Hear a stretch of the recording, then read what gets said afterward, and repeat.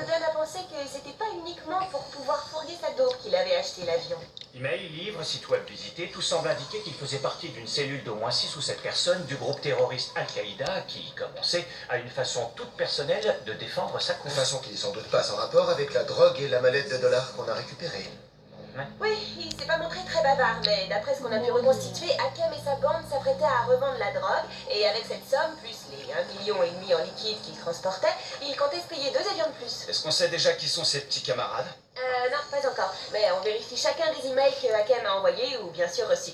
Ça prendra du temps, mais on trouvera. Une hypothèse qui se trouve encore renforcée quand vous saurez que Hakem a en sa possession une chose qu'il ne devrait pas avoir, le manuel des procédures d'approche. Tu as dit le manuel des procédures d'approche? Oui, c'est ça, une sorte de liste facilitant l'approche pour l'atterrissage, comme la direction des vents, l'altitude, la densité du trafic ou le meilleur angle de descente, de trajectoire, enfin bref. Et la question devient, pourquoi ces terroristes en auraient-ils peu fait? Chose que nous diront les gens de l'aviation civile. Ces cartes d'approche sont celles des 6 aéroports les plus importants de la côte Est. Newark, LaGuardia, Kennedy, Baltimore, Philadelphie et Boston. La vraie question, c'est à quoi elles peuvent leur servir. On écarte l'idée de faire atterrir des petits zincs bourrés de drogue. Impossible même de survoler des aéroports comme cela. Mais s'ils s'intéressent à ces aéroports, ils ont forcément une raison. Et si la vraie question, c'était qui d'autre pourrait en avoir besoin? En fait, tout avion atterrissant quelque part en a besoin. Et donc on peut localiser n'importe quel appareil, et ceci à tout moment durant sa descente. L'altitude, la vitesse, l'angle, on peut tout savoir. Alors corrigez-moi si je me trompe, mais c'est donc en atterrissant qu'un avion est le plus vulnérable. Bien sûr. C'est également à cet instant-là qu'il est moins facile à manœuvrer si quelque chose vient le heurter. Comme par exemple un petit zinc, qui par nature est nettement plus manœuvrable que n'importe quel avion de ligne. Donc il est probable que Hakem et ses compatriotes se soient procurés ces cartes d'approche afin de lancer 2 ou 3 avions privés sur des appareils de grande ligne au moment de leur atterrissage.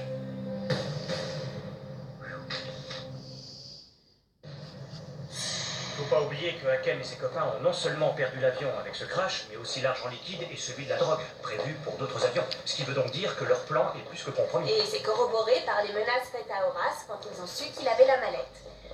Oui, et ça indique qu'il est fort possible qu'il veuille récupérer l'argent au plus vite maintenant. Oui, et on va tabler là-dessus.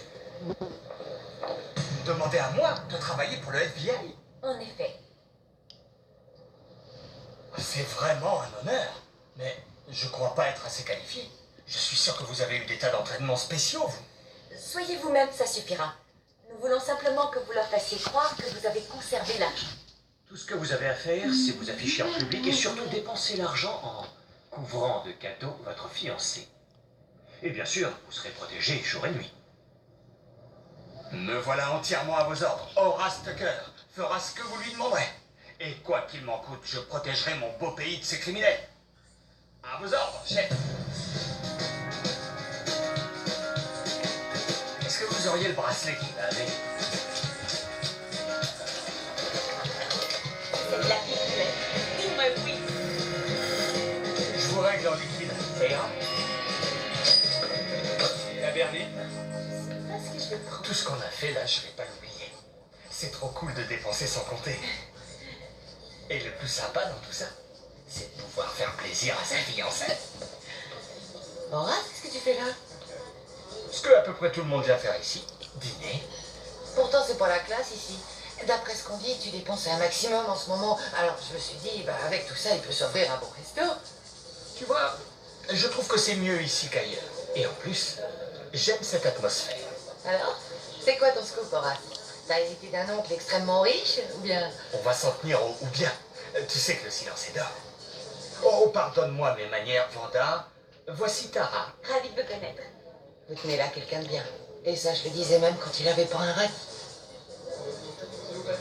Prenez votre temps pour choisir. Rien de presse.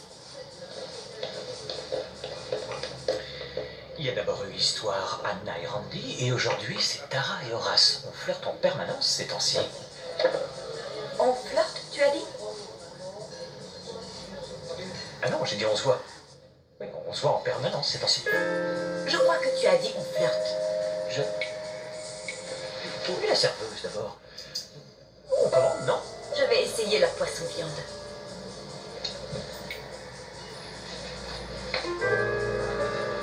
Je crois que c'est difficile pour un homme de passer une meilleure soirée que celle-là. Ça me donnerait presque envie de vous voir vivre ici, que ce soit vraiment chez vous. Eh, je vis pas ici, et c'est pas chez moi ici. Faut pas s'égarer, on est sur une enquête. On est qu'en vacances, Louis. Pour n'importe quel observateur, il n'y a aucun doute que vous dilapidez votre argent. Au cas où on serait suivi, et étant donné que ma nouvelle casquette me fait réfléchir plus ou moins comme vous, il me semble qu'il serait plus réaliste qu'un garçon comme moi qui a dépensé autant pour faire plaisir à une femme ait droit à un baiser en échange.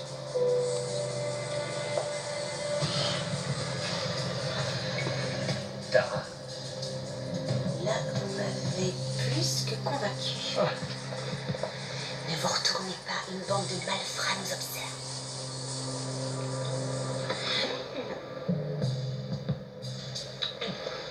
Ne vous retournez pas, surtout. Ok, à vos ordres. Et moi qui vous ai dit en plaisantant qu'il y avait peut-être des gens qui nous suivaient. Restez calme.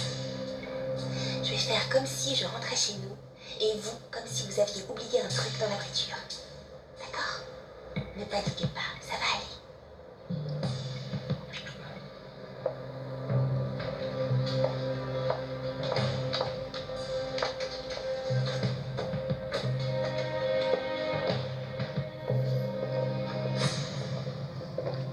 Ravi de vous voir, messieurs. Belle soirée, hein? On veut le pognon, et tout de suite. Cet argent, c'est mon oncle qui me l'a légué.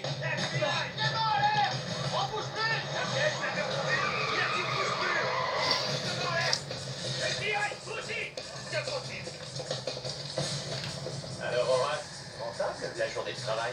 Collier, bracelet de diamant, 10 000 $, une splendide berline, 60 000 $, et un groupe terroriste démantelé, inappréciable. Et vous avez oublié le doux baiser d'un de vos plus charmants agents.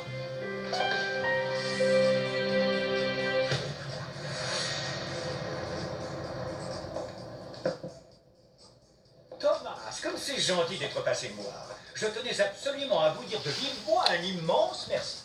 Oh, de rien? Je plaisantais, je vous signale.